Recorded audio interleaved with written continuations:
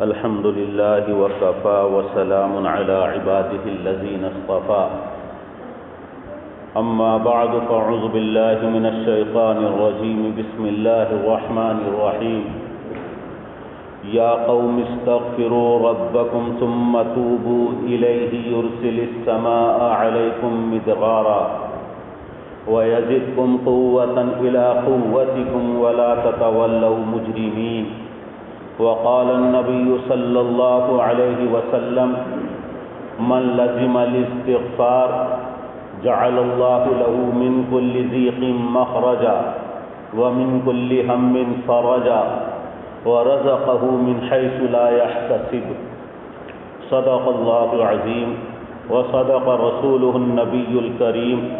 سبحان ربك رب العزة عما يصفون وسلام على المرسلين والحمد لله رب العالمین۔ ہر مسلمان اپنے اپنے اعتبار سے پریشانیوں اور مصیبتوں کا شکار ہے۔ مسلمان انفرادی طور پر بھی پریشانیوں اور مصیبتوں میں مبتلا اور عمومی اور اجتماعی پریشانیوں کا بھی شکار۔ جو انفرادی پریشانیاں ہیں خاص ان کی اپنی الجھنیں ہیں۔ کوئی بیماری میں مبتلا ہے، کوئی کسی خاص مرض کا شکار ہے، کسی کے اولاد نہیں، کوئی اپنی بیوی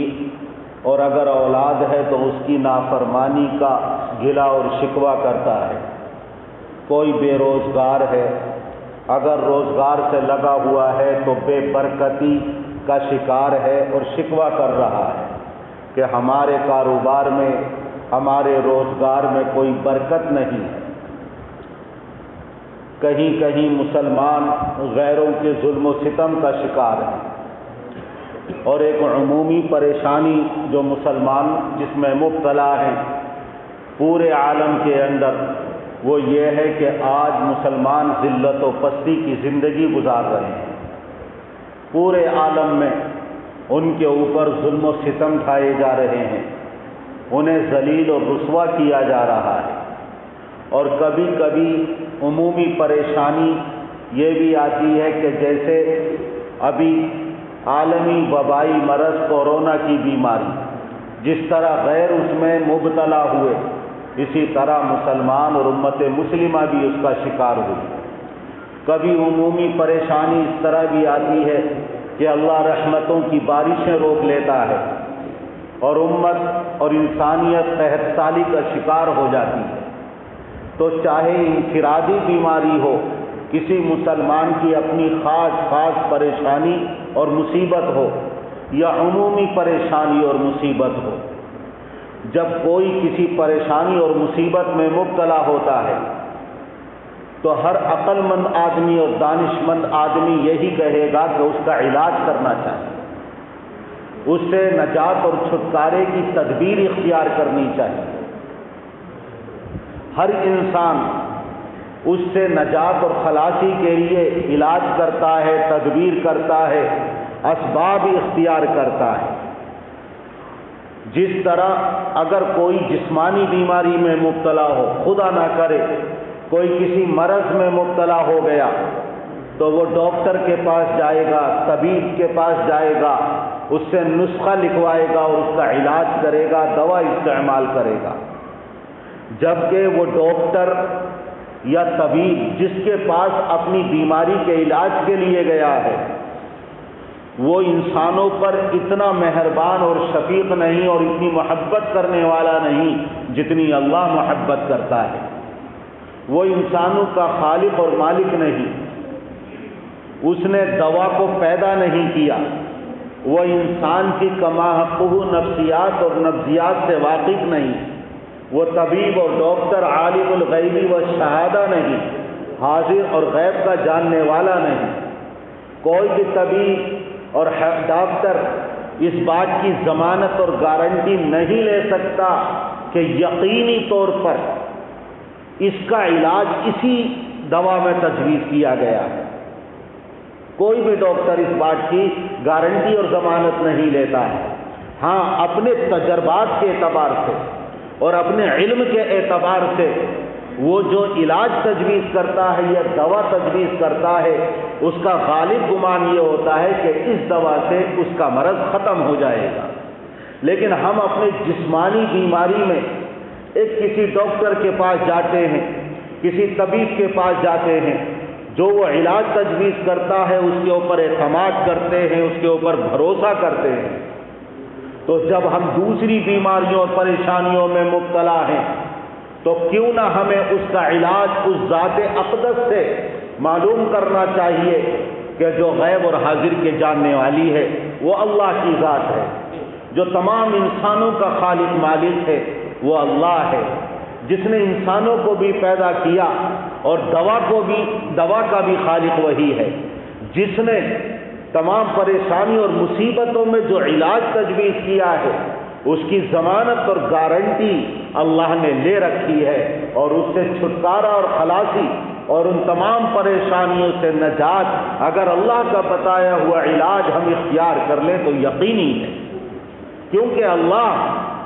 خالق و مالک ہے، اس کو اختیار کلی حاصل ہے، وہ جو چاہتا ہے کرتا ہے، وہ جو چاہتا ہے ہوتا ہے۔ اس لیے جب جسمانی بیماریوں میں ہمیں اپنے ڈاکٹر سے علاج کراتے ہیں تو اپنی پریشانیوں اور مصیبتوں میں اپنا علاج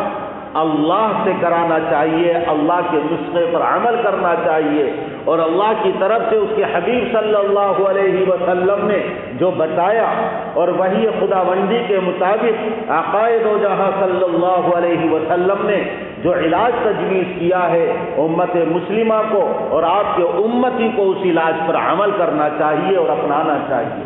پھر شفا یقینی ہے، پھر ان مصیبت اور پریشانیوں سے چھٹکارا یقینی ہے۔ آج امت مسلمہ انفرادی بیماریوں اور پریشانیوں میں مبتلا، آفتوں اور بلاؤں میں مبتلا اور عمومی پریشانیوں اور مصیبتوں کا بھی شکار ہے۔ اس لیے عمومی اور انفرادی ہماری پریشانیوں، مصیبتوں، بلاؤں، آفتوں کا علاج قرآن اور احادیث شریفہ میں جو بتایا گیا ہے اس میں شفا یقینی بتائی گئی ہے، اور وہ کیا ہے؟ وہ علاج ہے توبہ اور استغفار اور گناہوں کو چھوڑ دینا۔ حضرت ہود علیہ السلام نے اپنی قوم سے یہ کہا، یا قوم استغفروا ربکم ثم توبوا الیہ، اے میری قوم تم اپنے پروردگار سے اپنے گناہوں پر مغفرت طلب کرو، احکام شریعت پر عمل کرنے کے اعتبار سے اور گناہوں کو چھوڑنے کے ساتھ اس کی طرف رجوع کرو۔ یرسل السماء علیکم مدرارا، تمہارے اوپر بکثرت موقع کے اعتبار سے اللہ تعالی بارشیں نازل فرمائے گا، وَيَزِدْكُمْ قُوَّةً إِلَىٰ قُوَّتِكُمْ، اور جو تمہاری موجودہ قوت اور طاقت ہے اللہ اس میں اضافہ کر دے گا، تمہیں طاقت، قوت، توانائی عطا فرمائے گا۔ جو آج پستی اور ذلت کا شکار ہو، اس طاقت اور قوت کے عطا کرنے کے نتیجے میں تمہاری ذلت عظمت اور عزت سے تبدیل ہو جائے گی۔ وَلَا تَتَوَلَّوْا مُجْرِمِينَ، تم گناہوں کے چھوڑنے کے اعتبار سے، توبہ اور استغفار کرنے کے اعتبار سے، اللہ کے احکام پر عمل کرنے کے اعتبار سے روگردانی مت کرو، مجرم مت بنو، یعنی اللہ کی طرف رجوع کرو۔ حضرت نوح علیہ السلام نے اپنی قوم سے کہا، یا فقلت استغفروا ربکم انہ کان غفارا یرسل السماء علیکم مدرارا ویمددکم باموال وبنین ویجعل لکم جنات ویجعل لکم انہارا، کہ میں نے کہا اپنی قوم سے، اللہ کی بارگاہ میں عرض کر رہے ہیں، اے میرے پروردگار، میں نے اپنی قوم سے یہ کہا کہ تم اللہ کی بارگاہ میں مغفرت طلب کرو، استغفار کرو، اللہ تمہارے گناہوں کو بخش دے گا، وہ تو غفار ہے، اللہ تمہاری مال میں، تمہاری اولاد میں برکت عطا فرمائے گا، تمہارے اوپر موسلا دھار بارشیں نازل فرمائے گا، تمہیں دنیا میں باغات عطا فرمائے گا، تمہارے لیے پانی کی نہریں جاری فرما دے گا۔ اللہ نے جس طرح استغفار اور توبہ پر اور گناہوں پر معافی طلب کرنے پر آخرت میں مغفرت کا وعدہ فرمایا، دنیاوی نعمتیں عطا کرنے کا بھی وعدہ فرمایا ہے۔ استغفار کہتے ہیں اللہ سے مغفرت طلب کرنا، اللہ سے معافی مانگنا، اللہ سے بخشش طلب کرنا. اور اللہ جب مغفرت فرماتا ہے تو اس کا مطلب یہ ہوتا ہے کہ دنیا میں اللہ اپنے بندے کے گناہوں پر ایسا پردہ ڈال دے کہ کسی کو اس کی خبر نہ ہو، کسی کو اس کی اطلاع نہ ہو، وہ دنیا میں ذلت اور رسوائی سے دوچار نہ ہو، اور آخرت میں اللہ اس کو معاف کر دے، اس کو عذاب میں مبتلا نہ کرے. تو جس طرح توبہ و استغفار کرنے پر آخرت میں اللہ مغفرت کا معاملہ فرمائے گا، دنیا کی نعمتیں بھی اللہ تعالیٰ اس کو عطا فرماتا ہے. اور دنیاوی نعمتیں قرآن کریم کی ان آیتوں میں بیان کر دی گئی کہ اگر تم گناہوں کو چھوڑو گے، اللہ سے توبہ اور استغفار کرو گے، اللہ سے بخشش اور مغفرت طلب کرو گے، تمہاری پریشانیوں کا، تمہاری مصیبتوں کا، چاہے انفرادی ہو یا اجتماعی، اسی میں علاج اللہ نے تجویز کیا ہے. اس کا مطلب یہ نہیں ہے کہ دنیاوی اسباب اختیار نہ کیے جائیں، دنیاوی اسباب بھی اختیار کیے جائیں. اللہ نے اس دنیا کو دار الاسباب بنایا ہے، اور انسان اسباب کے اختیار کرنے کا عادی اور خوگر ہے، تو دنیاوی تدبیریں بھی کرے، دنیاوی اسباب بھی اختیار کرے، لیکن حقیقی علاج جو اللہ نے فرمایا ہے وہ یہی کہ گناہوں کو چھوڑ دے اور اللہ سے اپنے گناہوں پر توبہ کرے اور مغفرت طلب کرے. اگر ہم ظاہری علاج کرتے رہیں، باہر کی تدبیریں کرتے رہیں، گناہوں کو نہ چھوڑیں، توبہ اور استغفار نہ کریں، پریشانیاں دور نہ ہوں گی، مصیبتیں ختم نہ ہوں گی، بیماریاں گھروں سے نکلنے کا نام نہ لیں گی، روزگار میں برکت نہیں آئے گی، اولاد فرما بردار نہیں بنے گی،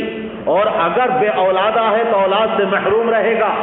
حضرت حسن رضی اللہ عنہ جو حضور اکرم صلی اللہ علیہ وسلم کے بڑے نواسے ہیں، ان کا ایک دربان تھا،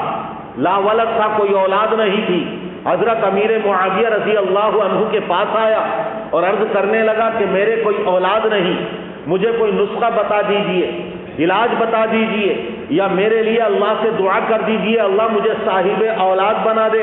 حضرت امیر معاویہ رضی اللہ عنہ نے فرمایا کہ تم استغفار کثرت سے کرو، کثرت سے استغفار پڑھو. اس نے جب استغفار پڑھنا شروع کیا ہے، اللہ تعالیٰ نے اپنے فضل سے اس کو 10 لڑکے عنایت فرمائے، کیونکہ اللہ کا وعدہ ہے، اللہ نے ضمانت لی ہے، اللہ نے گارنٹی لی ہے، یمددکم باموال وبنین. اگر تم استغفار کرو گے تو تمہیں تمہارے مالوں میں برکت دے گا، تمہاری اولاد میں برکت دے گا. اور اللہ کا وعدہ سچا اور پکا ہے، اللہ کا علاج بتایا ہوا، اس میں شفا اور خلاصی یقینی ہے. اس لیے آج ہم ظاہری تدبیریں تو اختیار کر رہے ہیں، لیکن حقیقی علاج کو ہم نے چھوڑ رکھا ہے اور دنیا کے اسباب پر ہم نے بھروسہ کر رکھا ہے. دوسری بات یہ ہے کہ مرض ہمارے گھروں میں ہے، دشمن ہمارے اندر ہے. ہم باہر تو تدبیریں اختیار کر رہے ہیں، لیکن اصل مرض اور دشمن جو ہماری زندگی میں اور ہمارے معاشرے میں ہے، ہم نے اس کو نہیں نکالا ہے. فرعون کو جب یہ خبر دی گئی کہ بنو اسرائیل میں ایک لڑکا پیدا ہوگا جو تیری تباہی اور بربادی اور تیری سلطنت کے زوال کا سبب بنے گا، پوری سلطنت میں حکم نافذ کر دیا کہ بنو اسرائیل میں جو بھی لڑکا پیدا ہو اس کو قتل کر دیا جائے. حضرت موسیٰ علیہ السلام کی والدہ نے تابوت میں رکھا، دریائے نیل کی موجوں کے حوالے کر دیا، اللہ پر بھروسہ کیا، اور وہ بہتا بہتا جب فرعون کے محل کے قریب پہنچا اس کو نکالا گیا. اب فرعون تدبیر کر رہا ہے. مولانا جلال الدین رومی رحمۃ اللہ علیہ نے یہ فرمایا ایک فارسی کے شعر میں، جس کا ترجمہ یہ ہے کہ فرعون باہر کی تدبیر کرتا رہا، باہر کے علاج کرتا رہا، اپنی اور اپنی سلطنت کی بقا کے لیے باہر کے اسباب اختیار کرتا رہا، لیکن اس کا دشمن اور اس کی سلطنت کا دشمن اپنے گھر میں پلتا رہا اور پرورش کرتا رہا. حضرت موسیٰ علیہ السلام حقیقت میں تو وہ ان کے لیے رحمت تھے پوری قوم کے لیے، لیکن وہ تو اپنا دشمن سمجھتا تھا، اس لیے میں نے یہ لفظ دشمن استعمال کیا، ورنہ ہر نبی اپنی قوم کے لیے رحمت بن کر آتا ہے. فرعون نے دشمن سمجھا تو اپنے گمان کے اعتبار سے باہر کے لوگوں، باہر کے بچوں کو تو قتل کرتا رہا، لیکن جس کو دشمن سمجھا تھا اپنے محل میں پالتا رہا، پرورش کرتا رہا. آج یہ ہمارا حال ہے کہ ہماری زندگی میں ہمارے گھروں میں زہر ہے، دشمن ہے، ہم اس کی پرورش اور تربیت کر رہے ہیں اور مصیبت اور پریشانیوں سے نجات حاصل کرنے کے لیے باہر کے اسباب اور باہر کی تدبیر اختیار کر رہے ہیں، تو ہمیں مصیبت اور پریشانیوں سے نجات ملے گی تو کیسے ملے گی؟ ہرگز نہیں مل سکتی۔ وہ دشمن کیا ہے ہماری زندگی میں؟ وہ ہے گناہ، اللہ کی نافرمانیاں، وہ ہے معصیتیں۔ ہم معصیتوں کو سب سے پہلے چھوڑیں،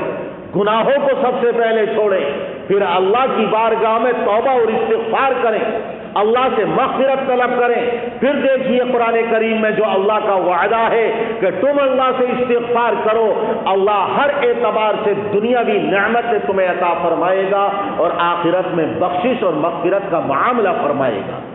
میرے آقا حضرت محمد الرسول اللہ صلی اللہ علیہ وسلم نے یہ ارشاد فرمایا، من لزم الاستغفار جعل اللہ له من كل ضيق مخرجا ومن كل هم فرجا ورزقه من حيث لا يحتسب۔ جو استغفار کو لازم پکڑ لیتا ہے، اپنی زندگی میں لازم قرار دے لیتا ہے، ہر تنگی سے نکلنے کا راستہ اللہ آسان فرما دیتا ہے، ہر مصیبت پریشانی سے اس کو نجات عطا فرماتا ہے، ہر غم اس کا دور فرما دیتا ہے اور اس کو ایسی جگہ سے حلال پاکیزہ رزق اور روزی عنایت فرماتا ہے جہاں سے اس کا گمان بھی نہیں ہوتا ہے۔ تین چیزیں بیان کی گئی، معصیتوں کو چھوڑو، گناہوں کو چھوڑو، کثرت سے توبہ اور استغفار کرو۔ پھر دیکھیے اپنی زندگی میں، اپنے معاشرے میں، اپنے گھروں میں، اپنی اولاد میں، اپنے بچوں میں، اپنے کاروبار میں اس کی برکتیں، کہ ایسی برکتوں کا ظہور ہوگا کہ کبھی تصور بھی نہیں کیا ہوگا۔ لیکن ذہن میں یہ سوال آ سکتا ہے کہ بہت سارے اللہ کے نیک بندے ہیں، علماء ہیں، صلاح ہیں، اتقیاء ہیں، بزرگان دین ہیں، وہ توبہ بھی کرتے ہیں، استغفار بھی کرتے ہیں، لیکن ان کی استغفار کی وجہ سے بھی آج ہماری پریشانیاں دور نہیں ہو رہی ہیں، آج مصیبتیں ختم ہونے کا نام نہیں لے رہی ہیں،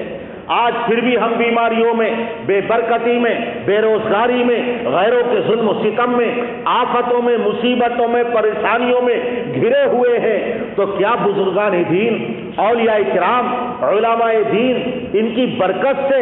اور استغفار کی برکت سے ہم پریشانیوں سے نجات نہیں پائیں گے، اسی طرح گھرے رہیں گے؟ اس کا جواب بھی حضور اکرم صلی اللہ علیہ وسلم نے ایک حدیث میں دے دیا۔ حضرت زینب بنت جحش رضی اللہ عنہا، آپ کی زوجہ مطہرہ، عرض کرنے لگیں، افنہلک وفینا الصالحون، کیا اللہ کے رسول ہم ہلاک ہو جائیں گے جبکہ ہمارے درمیان نیک لوگ رہیں گے؟ ان کی برکت، ان کے وجود کی برکت اور ان کا استغفار کرنا، دعائیں کرنا، توبہ کرنا، کیا ہمیں مصیبت اور آفتوں سے نجات دلا نہ سکے گا؟ آپ نے فرمایا نعم اذا کثر الخبث، ہاں نجات نہ ملے گی جب گندگی، خباثتیں، معصیتیں اور نافرمانیاں اور گناہ عروج پر ہوں گے، جب فسق و فجور کا دور دورہ ہوگا، جب بے حیائی اور یانیت اور فحاشی اپنے عروج پر ہوگی، جب معصیت اور نافرمانیوں کا ارتکاب کیا جا رہا ہوگا، تو یہ تھوڑے سے معدود چند اللہ کے نیک بندے جو توبہ اور استغفار کرتے ہیں، ان کی برکت اور ان کے وجود کی برکت بھی ہمارے گناہوں کی کثرت کی وجہ سے ہمیں آفت اور مصیبتوں سے چھٹکارا نہیں دلا سکے گی۔ حضور اکرم صلی اللہ علیہ وسلم نے یہ فرمایا، اور اللہ کی طرف سے عذاب آئیں گے، مصیبتیں آئیں گی، پریشانیاں آئیں گی، اور جب اللہ کے عذاب کا کوڑا برسے گا تو پھر تمام کے تمام اس میں مبتلا ہوں گے۔ لیکن جو یہ نیک لوگ استغفار کرتے ہیں، توبہ کرتے ہیں، اگر یہ اس میں اس دنیا سے رخصت ہو بھی گئے تو آخرت میں اپنے اعمال پر اور اپنی نیتوں پر اٹھائے جائیں گے۔ ثم بعثوا علی اعمالہم او کما قال علیہ الصلاۃ والسلام، اپنے اعمال پر اٹھائے جائیں گے، دنیا میں نیک سے نیک حالت میں اٹھائے جائیں گے۔ ایک حدیث میں حضور اکرم صلی اللہ علیہ وسلم نے فرمایا کہ کل عبد یبعث علی ما مات علیہ او کما قال علیہ الصلاۃ والسلام، اس دنیا میں جو بندہ جس طرح زندگی گزارتا تھا آخرت میں اسی حالت پر اٹھایا جائے گا۔ اگر ایمان پر زندگی گزاری ہے آخرت میں ایمان پر اٹھے گا، کفر پر مرا ہے تو کفر پر اٹھے گا، نیکی کی زندگی گزاری ہے نیکی پر اٹھایا جائے گا، بدکار اور فاسق و فاجر رہا، اس حالت میں مرا تو اسی حالت میں آخرت میں اٹھایا جائے گا۔ جو اللہ کے نیک بندے اس دنیا میں توبہ اور استغفار کرتے ہیں، گناہوں کو چھوڑتے ہیں، لیکن جب گناہوں کی کثرت ہوتی ہے اور عمومی معاشرہ ہمارا آج گناہوں میں مبتلا ہے اور اس کی وجہ سے اللہ کا اگر عذاب آتا ہے، مصیبتیں آتی ہیں اور اس میں اگر یہ تباہ برباد کر دیے جاتے ہیں، جیسے فسادات کا کبھی سلسلہ شروع ہوتا ہے، اللہ امت مسلمہ کی حفاظت فرمائے، تو تمام کے تمام اس کی زد میں آتے ہیں۔ لیکن اس دنیا میں یہ نیک لوگ جو مبتلا ہوئے ہیں، اس پر بھی اللہ آخرت میں ان کو اونچے درجات عطا فرمائے گا۔ اس کی مثال ایسے سمجھ لو، جب آگ کہیں جلتی ہے اور بھڑکتی ہے تو وہ کسی کی تمیز نہیں کرتی، وہ شجر و حجر اس کی گرمی اور حرارت محسوس کرتا ہے، جاندار غیر جاندار اس کی حرارت محسوس کرتا ہے، ہر مخلوق کی تپش، سوزش اور حرارت سے جل اٹھتی ہے۔ جب اس کی لپٹیں بھڑکتی ہیں تو وہ ہر ایک کو جلا کر بھسم کر دیتی ہے۔